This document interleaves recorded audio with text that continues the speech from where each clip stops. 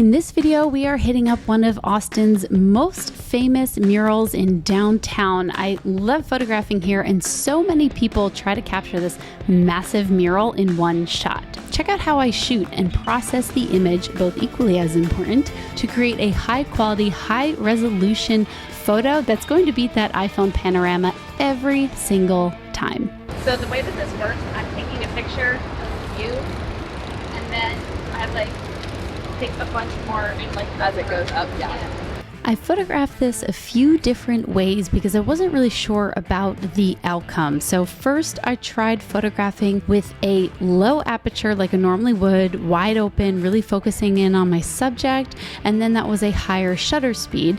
So as I went up, it sort of blurred out. So I actually did it again, and the photo sequence that I decided I really liked was the one where I went all the way up to f/18 for 3 different reasons. One of the reasons is that because I was at f/18, I was able to go to a low shutter speed, which created a really nice blur in the main image of my model Tess and the dress that she had fall from her hand. The second thing I liked is everything was in focus as I slowly went up the mural and took the sequence of photos. And then third, I loved when I got to the top and I had more of a starburst going on, and all of that bokeh effect from the lens flare was just really sharp and really eye-catching. I thought it was pretty funny that we actually had to wait a second for someone to take an iPhone photo, and I'm watching them take this photo. I'm thinking it's funny because I'm literally showing the opposite of what they're doing, taking that iPhone panoramic photo, which it kind of works sometimes, but you're never going to get as high quality of a result as you will with this process. And then I went back to somewhere in the middle and just gave it one last try with a different pose, shooting at f3.5. The secret to putting this all together is in Luminar Neo. They recently released a panoramic extension, and it is honestly, it's just as easy as it can possibly get. You load your photos into Luminar Neo, drag the ones that you want to pull over and create the panoramic from,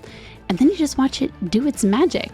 Once it's compiled the images together into one beautiful panoramic image, and of course you could do horizontal as well, I just was going for the vertical here, you can adjust the distortion perspective. I'm not actually sure what to call these amazing little buttons on the left, but there is lots of options where you can really tweak it to make it yours. And then of course from there, I used the rest of Luminar Neo's magic in order to edit this photo and make it pop. Believe it or not, that starburst, that is not AI. That is all me because of the settings that I had on these images. I mean, it's just gorgeous. I tried putting in the sky, but I didn't really love how that looked, just because I felt the sky that I did get naturally was natural, and I liked the starburst the way it was. So this is my final image. Let me know what you think, and definitely check out Luminar Neo. There is a discount in the description below, so you can grab that. Make sure you give Luminar Neo a try. They even just released some really cool new features that I cannot wait to try, including studio light. You basically can just paint light wherever you want to